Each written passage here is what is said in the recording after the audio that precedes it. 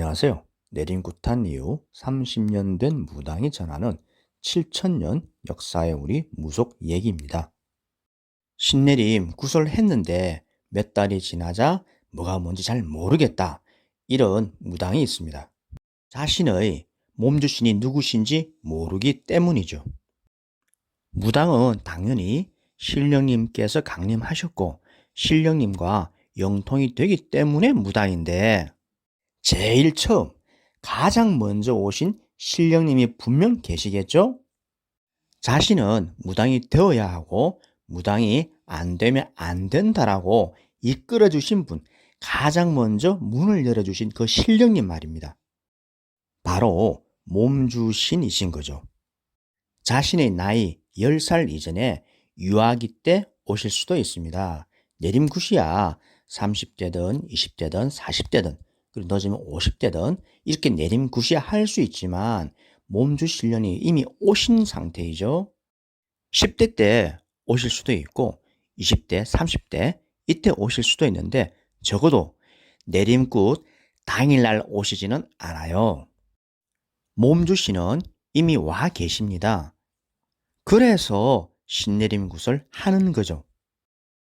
다만 이전에 오셨지만 모르고 있다가 어느 분인지 정확하게 모르고 있다가 신내림굿을 통해서 그 당일날 밝혀지고 알 수도 있긴 합니다. 이 몸주신은 정말 중요합니다. 마치 집을 지을 때, 건물을 지을 때 주춧돌 같습니다. 주춧돌이 부실하면 건물을 올릴 수가 없겠고 설령 억지로 건물을 올린다 하더라도 균열이 가고 무너질 거예요.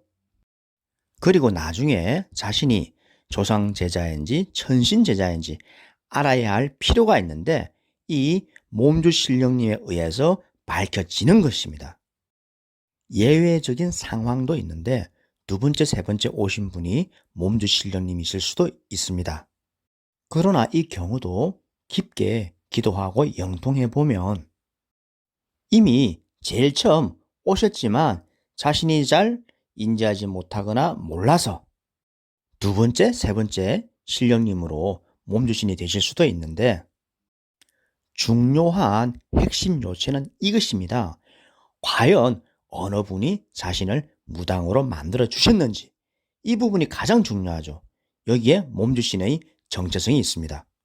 무당이란 자신이 하고 싶다고 할 수 있는 존재가 아니에요. 자신이 원하고 원하지 않든 그건 소용이 없습니다. 신령님께서 오셨기에 무당이 되는 겁니다. 할 수도 있고 안 할 수도 있는 게 아니라 안 하면 안 되는 일이고 길입니다. 이 몸주신의 개념을 요즘 무당들은 잘 모르시더군요. 요즘 신내림굿 할 때 이 몸주신에 대한 정확한 규명이 안 되나 봐요. 옛날 무당들, 구만신들은 길을 갈 때 서로 처음 만났지 않습니까? 그러면 이렇게 인사말을 주고받을 때 이렇게 물어봅니다. 너 몸주신이 누구시니? 간단합니다. 몸주신이 누구시다라는 그 한마디 규명에 의해서 그 사람, 그 무당의 모든 것이 파악되는 것이죠. 신내림굿도 이 규명 때문에 필요한 거죠. 자동차가 시동을 걸어야 출발을 하든 어디를 가든 그렇게 진행이 될 텐데 이 몸주신이 바로 이러한 위치이며 존재임의 개념이죠. 그런데 이 몸주신은 무당마다 천차만별입니다. 어느 분은 5살 때 파란 하늘, 끝없는 하늘을 보다가 옥황상제님을 알게 되었습니다. 이 옥황상제님이 몸주신이시며 그리고 이 제자는 천신제자로 구분이 되는 거죠.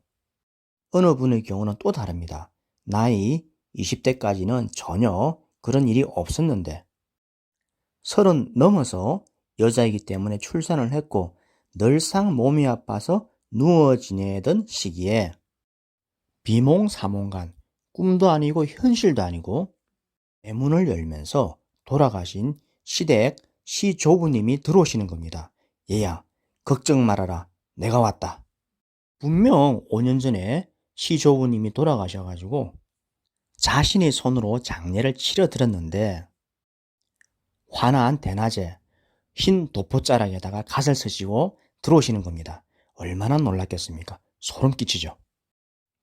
그날 이후 몸은 여전히 안 좋았으나 알 수 없는 활력이 온몸에서 솟구치더랍니다. 이분은 그로부터 10년이 지났지만 잊혀지지가 않고 아마 평생토록 생생하리라 얘기하시더군요. 바로 몸주신령님이신 거죠. 그리고 조상제자에 해당합니다. 자, 쉽습니다. 몸주신령님. 간단하죠? 나를 무당으로 만들어주신 그 신령님이신 거죠.